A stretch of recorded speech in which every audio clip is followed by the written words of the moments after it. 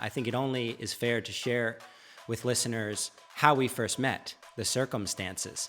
You remember? I do. So I walked into a barbecue joint. I think that would qualify as a joint. For called sure. Sugars, right off the side of the highway, Chattanooga, Tennessee. Probably the best barbecue I've ever had in my life. It's very good. We had a delicious, delicious lunch, brisket, all kinds of pickles and ribs. You, me, Thor, Ava. And then after lunch, you asked the owner of the restaurant for a head of cabbage.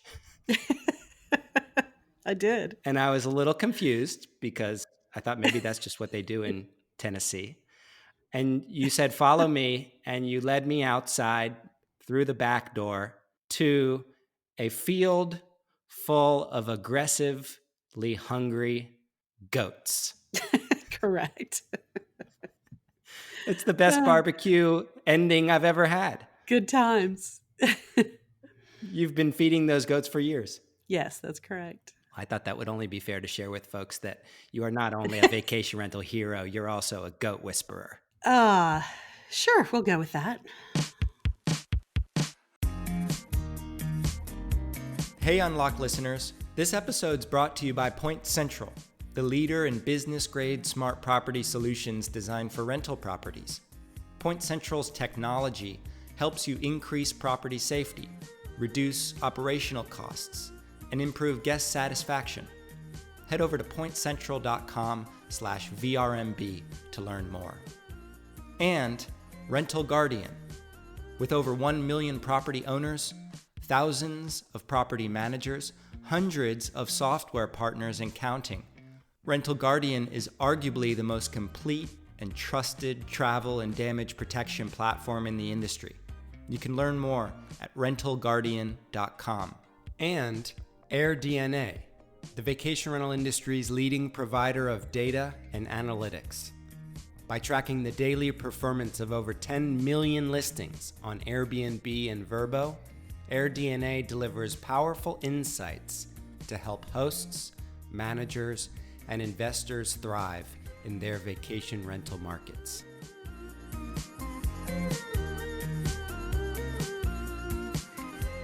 Hey guys. Hey buddy. Hello, Matt. How are you? I'm great. How are you? Good morning. Good. Feeling good. I got that little spring to my step. I don't know if you can hear it in my voice. This morning I went for a 2-mile swim in the ocean. Crystal clear water. Got to see a bunch of little fishies swimming around. I even had to avoid a man who was actually fishing. I had to avoid his hook. So it was really just an invigorating way to start my day. That's why I'm feeling really energized right now here in Miami. Wow. Did you swim like horizontally up along South Beach, or did you swim like out to sea? Well, I've already, I didn't swim out to sea. Sorry. I swam hard. Very important. Very important. Yeah, if you're going to Very swim, important. don't swim straight out to sea. Not only did I swim horizontal to the shore, but I also did it, my father and mother would be proud to hear, with a swimming buddy. I was introduced through our mutual friend, Jesse Levin, to a group of open water swimmers down here in Miami that go out swimming in the ocean and the bay almost every day, morning and evening, depending on what your preference is. So I went out with my swimming buddy, Scott. I didn't go out to sea. I went directly along the coast. It was great. Nice. Yeah. Nice. Yeah. So I'm feeling really good this morning. You sound good. Thank you. Today's podcast interview with Christina also makes me feel really good. Tammy, you've met Christina and Thor at events, right? You know how cool they are? Yes, I do. Like, I think the last clear memory I have of them was actually at your former hometown in New Orleans after the advocacy event that you hosted. Yeah, exactly. We had cocktails in that beautiful room, and We did. Yeah, they were such a lovely couple. yeah, and they brought me a Yes, I remember. a stuffed animal goat. A goat. Yeah. Yeah, they actually sent a stuffed animal goat to be delivered to the meeting that I was hosting earlier on in the day, and I remember the coordinator of the event space came in and they were like, this is for you. I'm not sure why. Oh my God, yes, they're so, yeah, they're great. They're definitely an unforgettable couple. Great, great, great. I met them first in Chattanooga, Tennessee. I was passing through on my way down to New Orleans. CJ Stam, someone who we featured in the first season of Sense of Place, introduced me to Christina. I met her along with a girlfriend who was traveling with me, Ava. We met for barbecue on the side of the highway. They showed me how to feed the goats lettuce or cabbage or something. And they have established this incredible niche vacation rental business in Chattanooga that's built primarily on drive-to destinations, or however you put that. The majority of their travelers come from destinations in which they are driving. And I think that's such a newfound strength in this post-COVID world.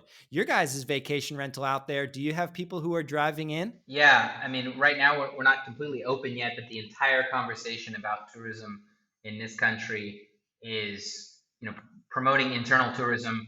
People are being encouraged to rediscover stuff that's really very close and right next door.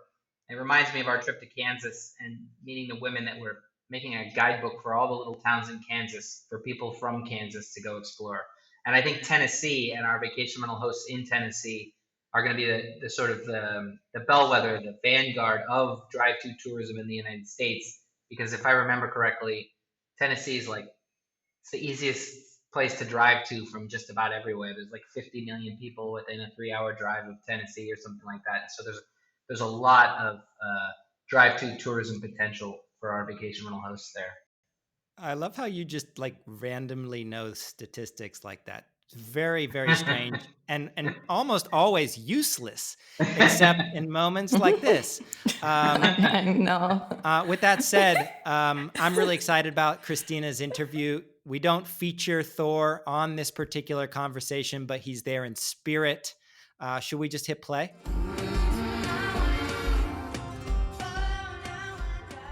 Christina Thoreson is a mother, Yes. real estate counselor, owner / CFO / hashtag numbers geek of Chattanooga Vacation Rentals, which is a property management fleet in the mountains of Chattanooga, Tennessee. We're going to talk today about the benefits of having a drive-to destination, the newfound virtues of that sort of destination in a post-COVID world. Some of the big lessons that Christina's learned earlier on in her life that helps her through this tricky time, and the role of technology in what's otherwise a very human niche like hospitality. Christina Thoreson, welcome to Unlocked. Thank you, Matt. I appreciate you inviting me to join you today. How'd you like that introduction? That was pretty interesting. I like that. Yes. I sound more impressive than I think I am. Well, let's immediately thwart that and ask you to describe what your quarantine situation is like. Oh boy. So, because my husband and I recently bought 25 acres down in Alabama, we just accidentally quarantined ourselves in heaven, which is kind of fun. And I moved my appraisal office from Chattanooga down to Fort Payne, Alabama, about a month ago. So quarantine for us is waking up on what we are calling Windy Hill, going to bed at night and checking the radar first to make sure there's no tornadoes coming our way, because there's been a lot of that in the last few weeks. And then coming to the office 3 or 4 days a week and working, because at home we don't really have internet. So our quarantine has been getting a lot of the honeydew stuff at the house done for this new place for us, and getting a lot of appraisal and consulting work done, and then resetting our business for the vacation rental business. It's a brand new day, as it were, for us to be able to reset. I like how you're using that phrase reset. I think that is the best metaphor for any vacation rental business right now who really has no choice, whether they wanted to or not, is really forced to take a good hard look at every aspect and pull the plug out, really think long and hard about what was working, what wasn't, and put the right pieces on the table to move forward. You mentioned real estate, and I think it's worth sharing with folks a little bit about your career up until now, because you weren't just born a vacation rental pioneer overnight, right? What was your origin story here? Yeah, so I started in about 1986 as a real estate appraiser, doing valuation analysis primarily for commercial property, and decided in about 1989 or 90 that I didn't want to do that for lenders anymore, and focused my appraisal and consulting and counseling practice in eminent domain. And so I've been doing appraisals for condemning authorities and state agencies and cities, and also for private property owners a fair amount since about 1990, full time. And eminent domain, if I'm not mistaken, is when the government needs to acquire a piece of real estate in order to execute a larger project. Is that right? Correct. So if a road is being widened or a new alignment's coming through or a pipeline's being put in or a power line, something like that, infrastructure that helps us all have power, lights, water, all that good stuff. So I remember there's a little tiny townhouse in Baltimore near Johns Hopkins where the university argued that they needed to tear down the entire block in order to build a new center. And this one owner almost just dug his heels in and decided that it was more about the principle than the absurd amount of money they were offering him. And it still remains. There's still a tiny little townhouse surrounded by an otherwise gigantic center. That's the kind of eminent domain we're talking, right? That's probably a weird case. That is exactly the kind of eminent domain. And eh, I tell folks all the time, it doesn't matter who hires me. I'm going to do exactly the same process and come to exactly the same number because I am client neutral, as it were, or client agnostic. That what I really care about is the fair market value and the value of the rights being acquired and the impact to that remainder. And I want to talk about valuation of real estate and business as it pertains to the vacation rental sector in a few minutes. I also want to talk about these absolutely crazy tornadoes that just hit you, as if you weren't already going through Armageddon. You messaged me the other night that you had 5 tornado warnings. Yes. What? So that I know, it's crazy, and Thor did some research last night, and apparently we moved to Tornado Alley in Alabama. That wasn't on the real estate listing when you moved in? It No, it was not on the listing, and it wasn't on our to-do list either. But fortunately, I think the previous owners who had bought this land and built these beautiful buildings, one of the buildings is something we called the bunker jokingly, and what we didn't realize is there's a reason, and it's poured concrete walls and, really lovely and safe. So, those 4 or 5 times the other night in the middle of the night were scary, but we did it from the doorway of the bathroom in the bunker, which we felt like was the safest place. So, That must be terrifying. um, it was heart racing for sure. A few of those times when you're woken from a deep sleep by your phone, warning, get down now. And what is it's like a public alert on the phone, huh? Yes, yes. So I'm grateful for that for sure. And I mean, this as if the coronavirus that we're all dealing with right now was not absurd enough. The tornadoes adding an additional tornado warnings. Thankfully, you didn't get hit head on, adding an additional layer of stress. Is there previous crises or moments in your life that you have kind of pulled from, channeled Mm. in this moment that I think is probably more difficult for most of us than we've ever had to deal with professionally? Sure. I think everybody in everyone's lives, they've had crises they had to deal with. This time last year at my birthday, I lost my best friend of 30 years, and so that was kind of a tough thing. I'm super close to her husband and her kids, one of whom is my goddaughter. But I think Hmm. we all have crises, and the thing that I'm so incredibly grateful for is that my mom growing up used to say, where there's this much poop, there has to be a pony, because I was really into horses as a kid. And so she would say, find the pony. Don't focus on the bad stuff. Find the pony. Look for that. And so I feel incredibly lucky that my mom sort of raised me that way, raised us, my brothers and I. And so we have the ability to sort of frame things and look like this time of COVID and tornadoes and all the things that are going on. It really isn't such a great opportunity in our vacation rental business to press that pause button, evaluate everything, and reset the system and draft it the way we wanted to draft it before we knew what we wanted. Mm-hmm. I love that saying. And you grew up where? Uh, in Atlanta, some. I was born there and stayed there for some years, and then South Mississippi, and then Philadelphia, Pennsylvania, and then back to Atlanta. So I've lived around. And you eventually met this person you refer to as Thor. Is that just your own personal nickname for him, or is that his official name that he goes by? And what's his story? Well, I can't tell you all of his story, but I can tell you Thor is a nickname that was given to him when he was in the military police in the army in Germany in the late 70s. So he's been going by Thor for a long time. And he is also fully involved in the vacation rental business here. And you kind of brought your financial eye to this business when it was getting started, and that kind of still is your main role?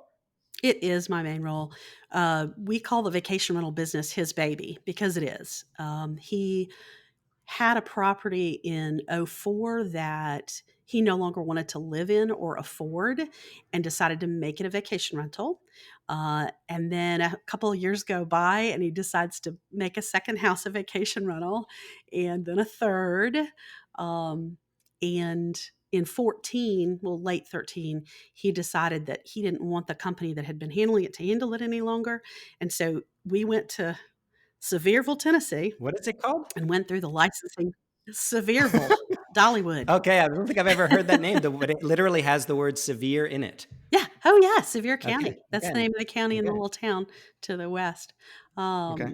So we went up there and did the licensing class. And he became licensed because I already held the broker and appraiser licenses and didn't want to sort of muddy the waters there. And so he became licensed. We got a firm license and decided to manage our two properties. And in very short order, all the people that knew him from the hang gliding community started coming to him that had houses in that market and wanted to make them vacation rentals. Hey, I see you're posting on Facebook about this thing you're doing. Hey, would you help me do it? And I like how you just kind of throw that in. The hang gliding community, did you say? Yes, yes. Hang Naturally. gliding. Yeah, sure. And hang gliding, for those who are trying to imagine it, is literally a glider that you grab onto, run off the side of a mountain and coast. Yes, ish. So you're hooked in by a harness for sure. But yes, it's a weight shift controlled aircraft that does not have an engine. Okay, got it. And so his The pilot is the center of gravity. Yeah. his hang gliding community was like, oh, well, we're into that. Yeah, pretty much. Yes. He actually was the very first instructor of the year for the United States Hang Gliding Association. Um, Wow. oh gosh, I can't even tell you what years before I knew him. He used to have a part ownership in and help run the training operations for the Lookout Mountain Flight Park for about Oh, right 25 on. years. So And so, would it be fair to say that your collective social capital, the friendships and contacts that you had made over the years, was a help when the vacation rental business got up and running? oh, absolutely. And we didn't know what we didn't know. We were at that unconscious incompetence stage. And we've learned as we've gone. Fortunately, he and I both are super hard workers, and he reads everything he can get his hands on about the vacation rental business in the industry. And that has helped us do better. You were one of those instrumental pieces of that puzzle for us. Aw, I'm honored. Yeah. I mean, because I think a lot of us get into, and myself for sure, got into the industry without any real experience. You end up finding resources that can be of assistance, but you're also kind of inherently a DIY type of person. You're actively trialing and erroring, seeing what's working, what's not. It's certainly not an industry for somebody who sits back and crosses their fingers that it's going to work out, right? Oh, absolutely. And there's also like a huge element, I think, of the enjoyment factor. So traditionally, business is about profit and finance. As you know, you're a numbers, a self uh, quoted numbers geek. For sure. Business is traditionally about numbers, but do you think vacation rentals brings this other lifestyle component that fulfills some of the other boxes that we don't necessarily learn about in business school? Oh, absolutely. So, one of the things that I think drew Thor and myself to the business early on was the idea that we could introduce people to our wonderful city of Chattanooga and have them share the natural beauty and the hiking and the cycling and the hang gliding and the beautiful place that is Chattanooga and its surrounding areas. And so to be able to share that with people coming in from out of town, um, they used to tease me early in the business that when I would talk to a guest, "Are you sure the Chamber of Commerce is not paying you?" Because I was so excited, and Thor also, to have a guest have a wonderful experience in one of the homes that we either own or manage is just delightful. It's such a, like you said, a warm social part of that business. Now, the numbers have to work, but How do you keep it going? Because there's only a limited amount of um, enthusiasm and excitement, or do you just wake up every morning and have a refilled tank? that's so interesting that you asked that. Sunday morning after the round of tornado warnings this week, I did not feel like I had a full tank. It was the first time in months and months that I felt just like, oh, I'm just so tired of battling. And then this morning, again, I woke up and thought, oh, yeah, let's go kill it. Let's go do this. It's scary because none of us in this industry, in the vacational side, know what the future holds. Well, quite frankly, nobody anywhere on the planet, I think, really knows. Um, Mhm. but my sense of eternal optimism and my sense of enthusiasm is pretty strong. So, you wake up this morning and I thought, okay, let's go do this. We don't know what's going to Mhm. happen, but let's do everything in our power, right? I can take actions. I have no control over the world outside of me, but I can take actions to move us forward.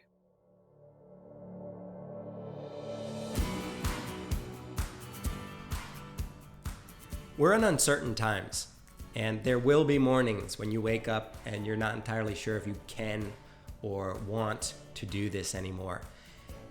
I like to use these uncertain times to trick myself into making decisions that I secretly know I should have made a long time ago. Point Central is the leader in business grade smart property solutions for vacation rental managers. Their technology helps you increase property safety, reduce operational costs, and improve guest satisfaction. In the wake of this crazy pandemic, there is no more important times for something like a connected door lock that eliminates manual old school key transfers. Things like controlling your utility bills with scheduled set points so renters can't drastically raise or lower the temperature and you don't physically need to be there. Things like preventing expensive maintenance projects simply through real-time alerts so you know when a device is on the fritz. Head over to pointcentral.com/VRMB to learn more. Use these uncertain times to trick yourself into making a decision that you know your business can benefit from. Now let's get back to the show.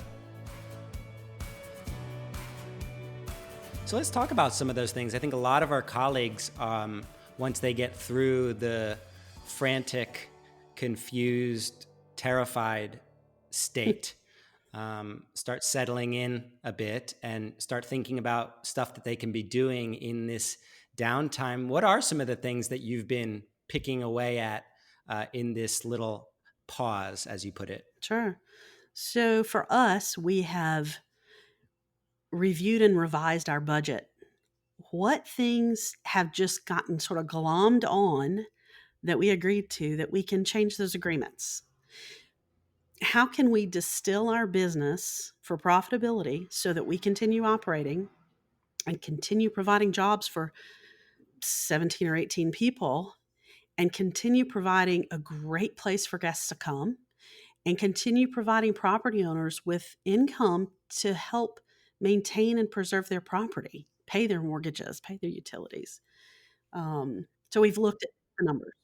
What are the main parts of that? Like, how do you tell people to do that? How do you revise a budget and ensure profitability? Okay, so I can tell you some of the specific things we looked at. Do we really need an e-fax number? No. Really? Do we need that? No.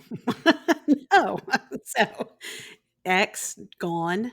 Do we still need to have every reservations team member? Our reservationists are not with us right now because of this COVID crisis. We had to lay the whole team off except for 2, but they all work remotely. So they have a cell phone and a laptop that we've provided them, and they work wherever they want. As long as, they're all Chattanooga locals, so they can be on vacation, they can be at the beach, they can be at a friend's house in another city, and still take really good care of our guests and our owners, which is great. Do we need to switch from the phones, which are super expensive, through one of the unnamed top 3 carriers? Can we eliminate $400 or $500 a month there? So that's gone. Can we do VoIP, voice over internet protocol? Can we use that kind of technology? So you're talking about leveraging technology. Yeah, let's do that. Let's add some functionality about success with inviting guests to go ahead and book. Add that layer of technology and remove the cost of the phones. Yes, win, win, win. And technology, you've always been big on technology, and I don't want to get too far off of this path because I think this first genre of activities is more or less deleting or cutting out the costs that are not absolutely obligatory. But there also may be some of these choices, technologically, for instance, that can streamline or make more efficient any particular process. Give us an example of a kind of technology that in this budget cutting process you look at and you're like, we have to keep that. Oh, sure. So a really good website, got to have that. Because our direct bookings, thankfully, we because of Jen, who is our sort of operational director person, doing a lot of remarketing to past guests, we were able to take our direct booking percentage from about 30% to 50 to 60 in the last 18 months, 2 years. I know it's, I got to give her the rock star credit. She is amazing at crafting a message to guests, to share our enthusiasm about the area and about our homes that we have. And so getting them to book directly is huge. And real quick, is that just in email newsletters or is she doing that another way? So we do a couple of things. We do phone calls. We do remarketing at anniversaries. So you booked this home last year, this time. You thinking about coming again? And when you say remarketing, this is through social media. You've got that advertisement that goes up to them, or this is somewhere other way? And email, both things. One of the things that Thor started early in the business, maybe 2.5 years in, so in 16 and a half or 17, is sending a handwritten thank you note to every guest that stays with us and including a card in it that says, if you want a discount, use this coupon. And when you return as a guest to us, we'd like to offer you this savings. Fantastic tip for anybody who's sitting there twiddling their thumbs in the lull. Grab a pen, grab some paper, send out a handwritten note. It costs you nothing other than the cost of the stamp. Right. And your time. Brilliant idea. And your time, right? Yeah. So he's been doing that since about 16 and a half or 17. And that has been a very powerful additional method to get guests to book directly with us. So you've got your website, you've got this technology that we're talking about technology that you really have to double down on. Yes. Any other piece of your tech stack that is absolutely obligatory moving forward? Absolutely. Unified communication with the guest. So whether they are messaging us on a social media platform or emailing us, or we're having a phone conversation with them, that there's a way to note all that to make sure that when we talk to them again, we know their whole picture. How do you do? What tool is that?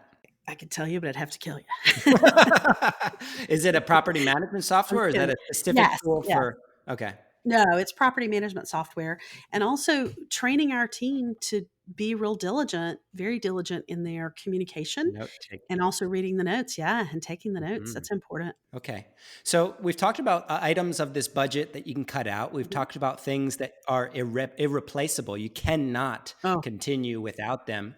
What are the other major pieces of this profitability pursuit? sure. So the housekeeping and property care portion is really important to be able to communicate with our owners how many times we're touching a property in a month.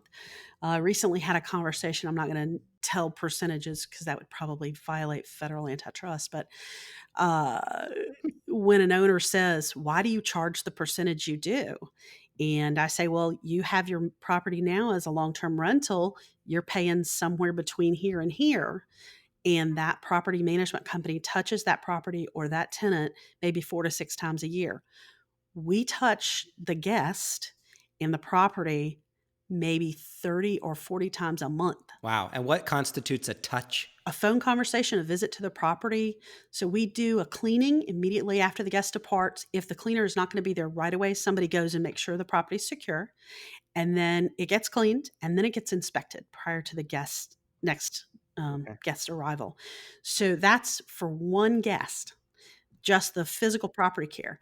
Wow. We also do sort of wellness checks if the property is vacant more than about 4 or 5 days, which in season doesn't happen.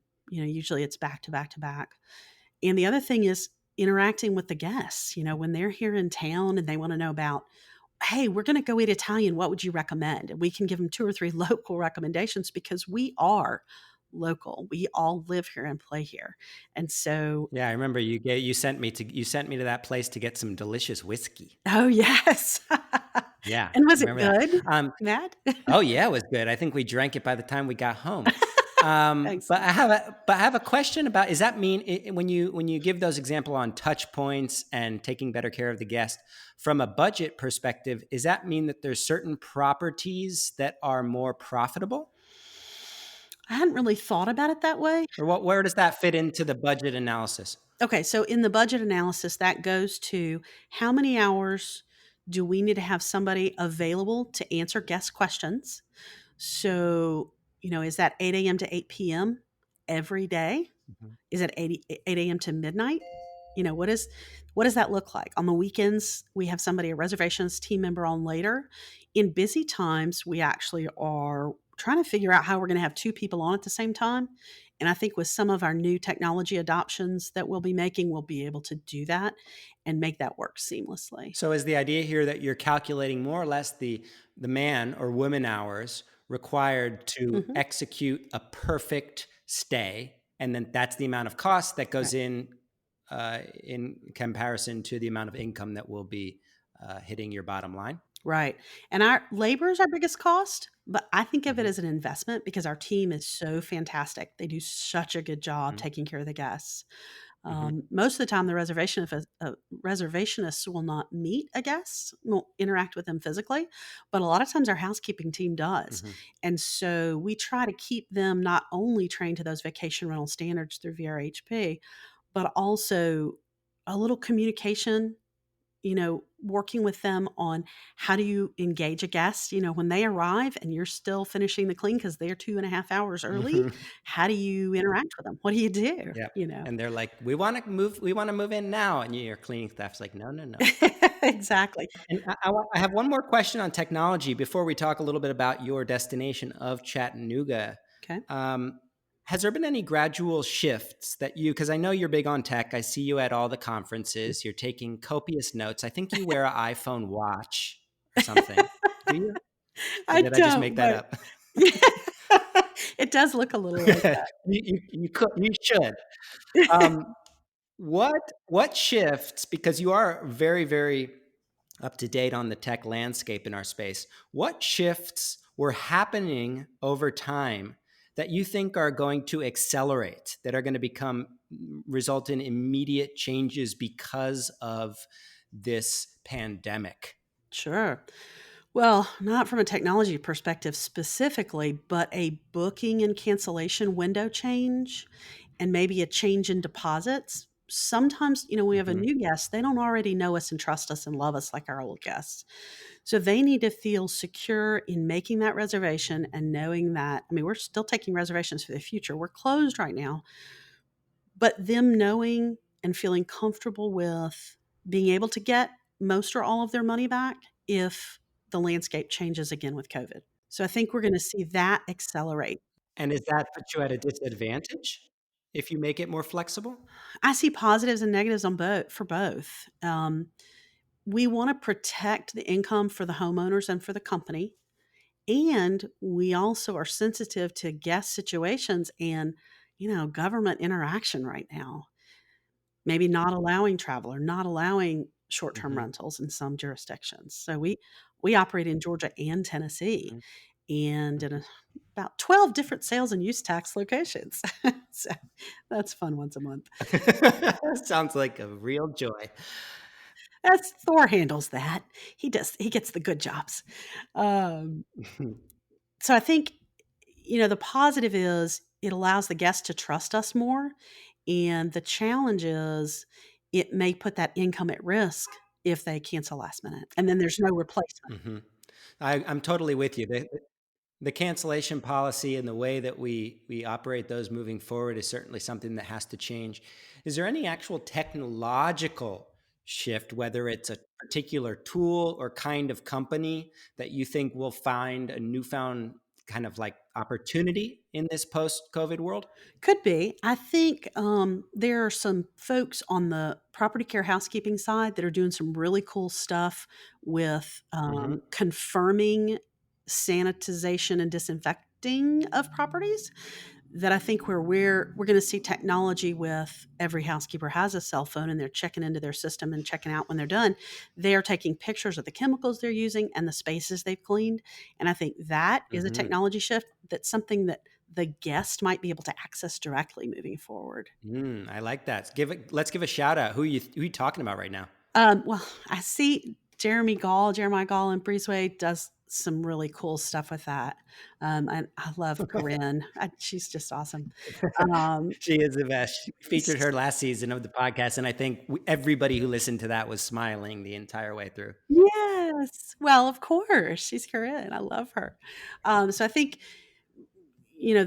they're trying to do some things where they're incorporating that tech that's already available in the smartphone to help increase the guest's level of comfort, which I think is good. And so, what would that look like from a guest perspective? I don't know, other than being able to pull up pictures or being shared Okay. photographs of the cleaning products used and the cleaning that was Hmm. done, sort of anecdotally Hmm. about that property, maybe the property care Yep. checklist that was done and the inspection that was done.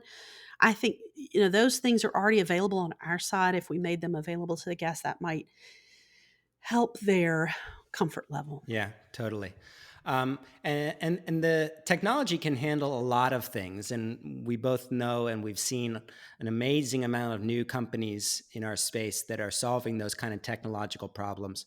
But this is still the hospitality industry. This is still about Right. humans taking care of humans, showing your guests your corner of the world. What are some of these roles that you are reserving exclusively for human minds and that can't be replaced by tech moving forward? Yeah, so either can't be or we don't want it to be those direct personal recommendations where a guest calls and says, "Hey, we're looking at getting pizza. What's your favorite?"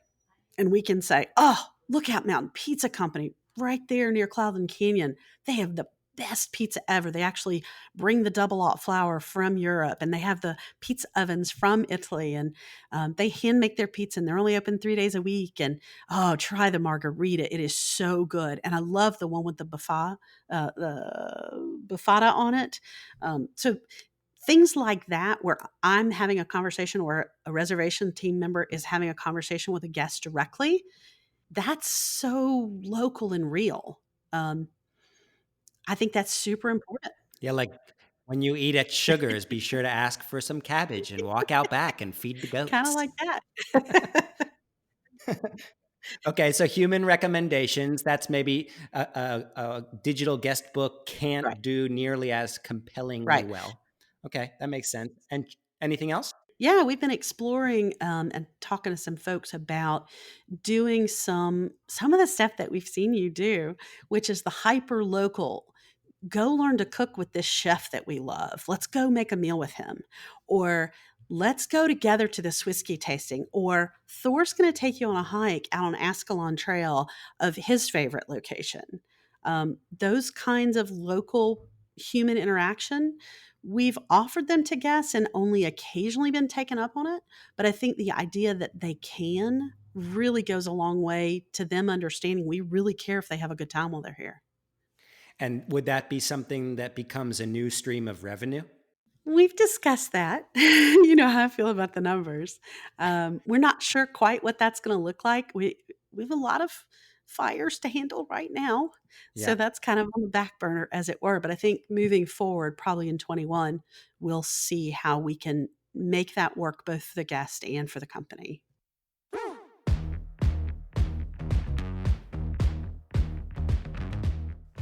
Now is an exceptional time to brainstorm all the potential ways that your business can generate new revenue in addition to just the stay. It's also a great time to look at your operational costs, where they can be cut or merged. And it's also a fantastic time to think about the tools you are using to reduce risk. Rental Guardian's one of the most complete and trusted travel and damage protection platforms in our industry. You need to protect your revenue, but you also need to protect your guests. You need to protect the properties that you're managing.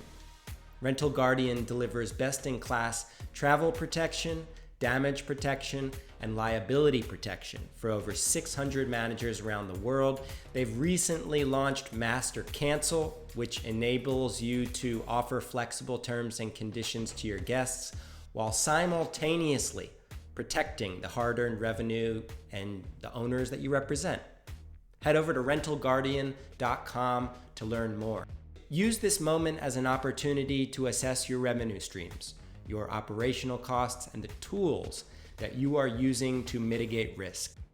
Now is the time to build. I want to share with you a tool you may have heard about before, but didn't realize you needed in this time of uncertainty. A lot of us are wondering where the industry goes from here.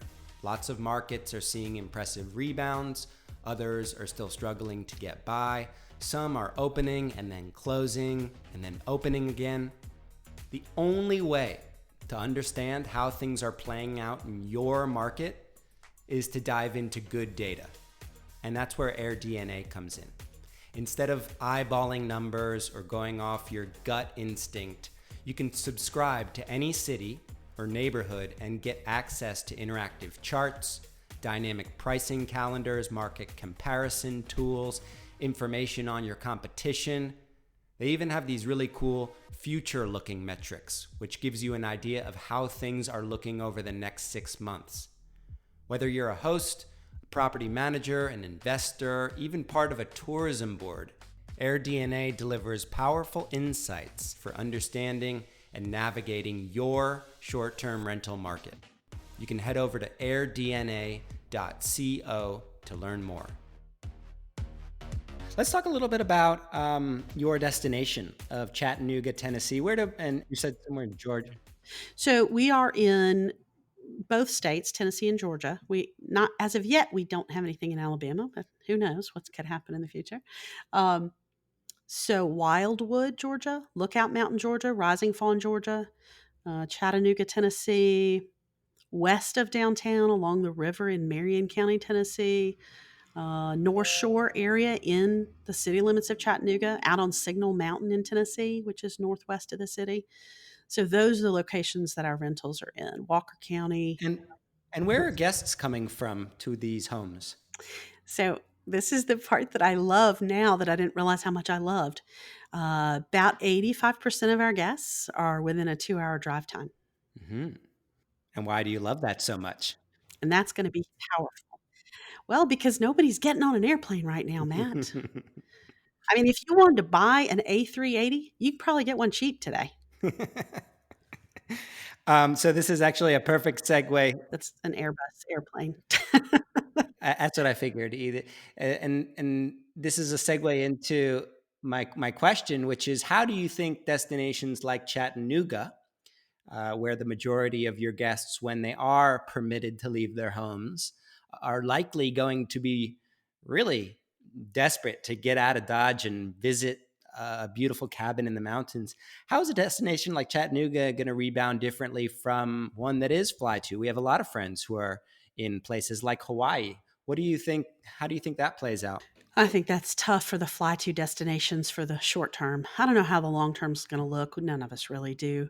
I think for us, we are going to rebound faster because we are drive to. We've actually had a number of past guests call us in the last 4 weeks saying, "Oh, please just let us come stay. We won't touch anybody or talk to anybody. We just need to get out of our houses." And we've had to say no. And it's really sad because these are people who have trusted us with their vacations. Some folks work 50 weeks a year and save for 2 years to go out of town for 2 weeks. And we are honored when they choose us. That's huge for us. They would choose Chattanooga and choose our company to come with their families, kids, grandkids, extended families. So I think we're in a great position from that standpoint. I told you I was a numbers geek. So there's a little site called the sitetodobusiness.com, which I use in my valuation practice quite a lot. And we did some numbers metrics, and there are about 16 million people in a 3-hour drive. So is that to suggest that a vacation rental that's located within a drive distance on paper should be valued, if it was to have exactly the same brand portfolio and bookings and all that stuff, would be valued greater than one that's in an isolated fly-to destination? This is my favorite appraisal answer. I can't believe I get to use it. It depends. So there are a couple of pieces to that puzzle. One's the demand side, like you said, all those people in a drive to versus fly to destination. And the other is the supply side. So is it a red ocean? Is it a blue ocean? Are there a lot of vacation rental homes there? That's why I say it depends. So yes, likely. Because if it is drive to and doesn't require an airplane right now, it's in good shape. Now, as we move forward, that may change. Nobody may want to drive. They may only want to fly. Have you heard of a new kind of wave of individual who really only in the last month or so, at least I have noticed, is looking to get started in the vacation rental industry? Question number one. Have you observed that? Yes, which I think is interesting. Because so have I. I found it to be a little bit interesting. Yeah. It kind of makes me shake my B, head. do you think? Yeah. Well, what do you think they have in store for that kind of individual? Because for me, one side of it is like, this is a very strange time to be starting a business in tourism, one of the most hard hit sectors of the world right now. Sure. But on the other hand, they are we have talked about that deep pause. We have talked about the reset. We have talked about starting a business with getting rid of the bad habits and really seizing a new landscape of opportunity. What's your take on this new wave? Sure. So I think it's interesting that you'd have to really have a lot of internal courage and confidence to make that kind of decision, or be a little crazy. I don't know. But to have that much of a contrarian view when tourism is basically shuttered right now, completely shut down. I guess it depends on how they look at the future and what they're willing to set themselves up for and what their expectation level is. So if you come at it with little expectation, lots of action, a lot of capital, maybe that courageous ability to roll with the punches, there might be some great opportunities. And where do you think real estate fits? What's the real estate market looking like as it relates to vacation rentals? I'm guessing a lot of properties that in the cities, for instance, that won't be able to host the same level of bookings of short-term rentals will go back onto the long-term rental market. What's your sense on the real estate side? Well, I think, my belief is we've been due for a recession for about 18 months or 2 years. Thor and I actually very diligently and intentionally piled up some cash because of that. not knowing it was going to be COVID. But we were very just lucky, I guess. I've lived through a number of real estate cycles as a professional and as a human. The 2007-8 having been the worst, but I think the COVID impact globally is going to eclipse that, because that 2007-8 really impacted the United States. Not as much internationally, although those Class B and C tranches they bought of our mortgage-backed securities, that was problematic for Europe. But I don't know what the rebound recovery is going to be. We've not seen this level of unemployment. So, prognostication, not my thing. As an appraiser, I rely on historical evidence. And right now we don't have any historical evidence for something like this. Yeah, this is unprecedented.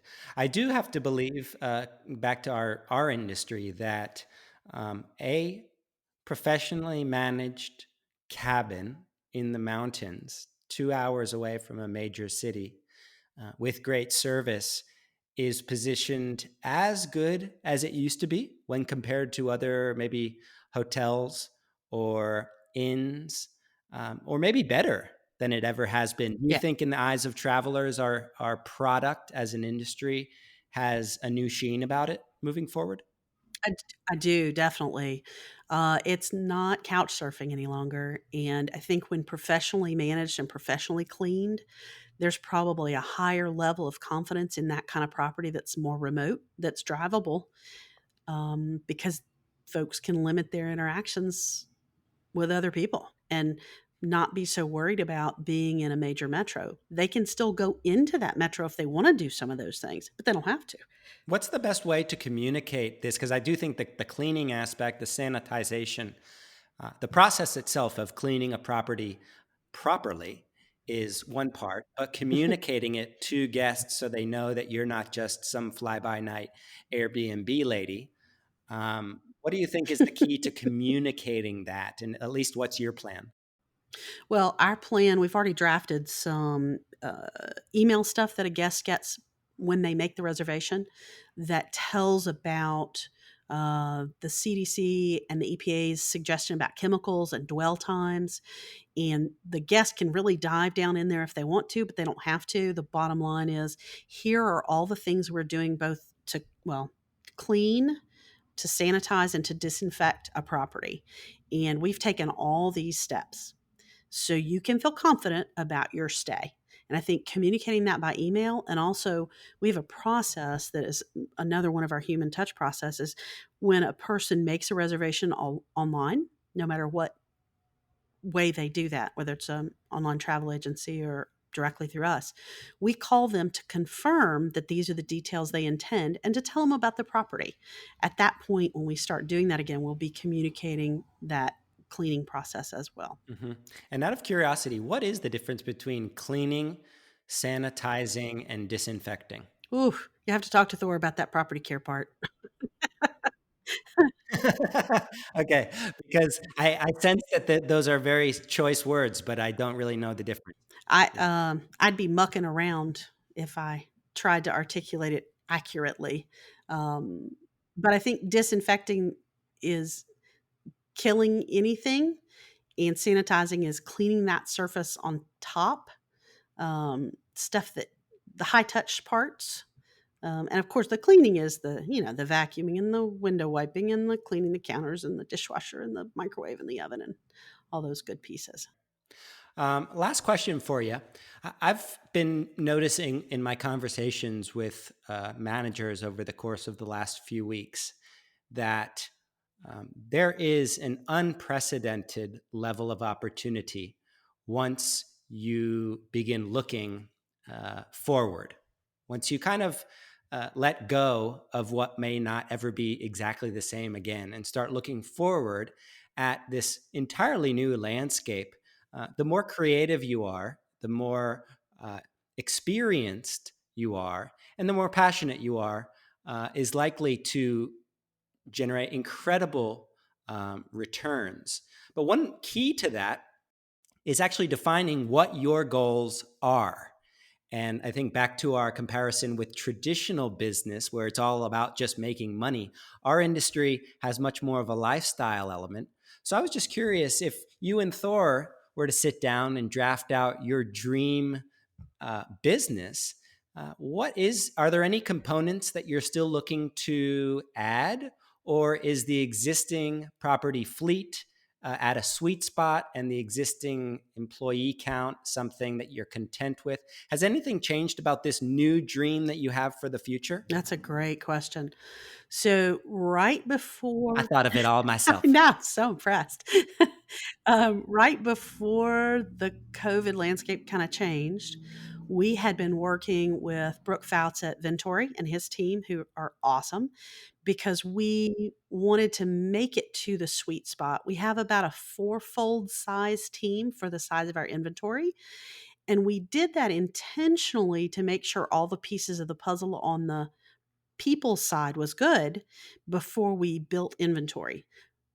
Until we hired Brooke in the fall, we have never marketed to owners. All that inventory that we've had, and we've fired a number of owners in the last few years, but all that inventory we've had has come to us organically. Somebody, oh, a friend told me you did this. Can you do this for me? Or we found you on the internet and your stuff looks so great. It looks like y'all are doing a great job. We decided that we needed to be about 4 times our size in order for it to make sense for our team to have that long-term security and profitability that the company would be around forever. And so our first step was hire Brooke, well, conversations, and then hire Brooke and his team to double our size this year. And when you say double your size, that's primarily in the count of property count, right? Correct. So we're doing a great job, I think, with occupancy and rate and that blend of net profitability for owners. And we wanted to bring the inventory, the homes available to our guests, up to a bigger number so that it makes more sense financially for the company. Okay. And so is that goal, is that target property count in sight? It depends. It's really hard to say, Matt. I think there's going to be an enormous amount of opportunity. We've already had several owners call us who no longer want to do this for themselves. They were super chapped at Airbnb for reaching in their bank account and taking the money. And it's harder when guests are concerned about important things like cleaning and they don't have a real good strategy.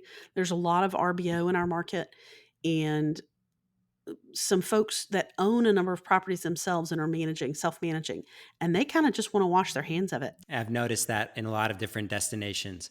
And I think that means that you as an elite manager have more choice, have more options in terms of your supply. Right. I think so. Are we elite? That's so exciting. I didn't know that. Do you consider yourself leaders? Oh, absolutely. Absolutely. That word elite is like, whew, fancy. Yeah, it is a little fancy, but you are on the upper edge of For sure. of quality and thought leadership and all that stuff in Chattanooga. And do you have good relationships with your fellow managers in town, Yes. or do they hate your guts? No, I don't know that anybody hates us, although Thor does make a gesture that a lot of people don't like. I would say one of the things we've done is we've tried to educate other folks in the market to the standards of professionalism and help them understand what they can do better. Because if somebody comes and stays in Chattanooga with an owner or manager that's not doing a great job, it makes us all look bad and they're unlikely to return or to maybe not even use vacation rental again because they have a bad experience. So we worked with the city of Chattanooga specifically in their regional planning agency and the city attorney and the council members even to enact an ordinance, because previously there were so many illegal vacation rentals. It's still a little bit of a problem, but we enacted an ordinance that was really, we thought, fair and logical, that made a lot of sense, so that the life safety things would be addressed and so that properties wouldn't be over occupied and so that guests coming to our city had a good experience. Yeah, I think it's a nice opportunity along the lines of this reset of really just sitting down and thinking, what are the ideal components of my business's Yes. role in my life? How much time do I want to be able to spend with my husband or my family? or my friends what should be the ideal role of professional vacation rentals in my community. Now is the chance to sit down and draft all that stuff out, because I think more than ever before we have the chance to achieve it. Oh, yeah. More than ever before. Yes. So I teasingly, I think, told you on the phone that I thought COVID might be my fault. Why? Because 6 or 8 months ago, I said to Thor, man, I wish we could just press pause for like 30 or 60 days and reformat this business the way we want it to look. Oh my gosh, it was your fault. Sorry, guys. But I guess we have you to thank for the reset mentality of really making the most of this downtime and putting a bit of a reset about the industry as a whole, which I think a lot of people would say was getting hyped and moving perhaps too quickly for its own good. Yes. I think Jim Olin had a great article. I think it was in VRM about the unicorns and the idea that a company needs to be profitable and it needs to do the right thing all the time in the best that it can. And I think that's crucial. And I think this reset will eliminate those in our industry who aren't. Ah, yes. I would just like to clarify that was a brilliant article, but it was not on VRM Intel. It was on VRMB. Oh, see, I should have known that. Christina Thoreson, thank you for your time and just your eternal happiness and good spirits. It always makes me enthusiastic and positive about the future. Thank you, Matt. Say hi to Thor. I will. And the goats. Yeah. Will do. I hope you enjoyed this discussion as much as I did having it. The episode was produced by Tammy Rowe and Stuart Hooper of Mango Fish Studios. Our intro song is The Moon of Pajang by Instant Party. And if you feel inspired, please consider sharing to social media with your big takeaway. We love takeaways. They make us feel great. Lastly, if you want to receive updates, you can do so at vrmb.com/mmm. And if you want to join our virtual community of vacation rental professionals, become a member of VRMB's Inner Circle today. Until next time.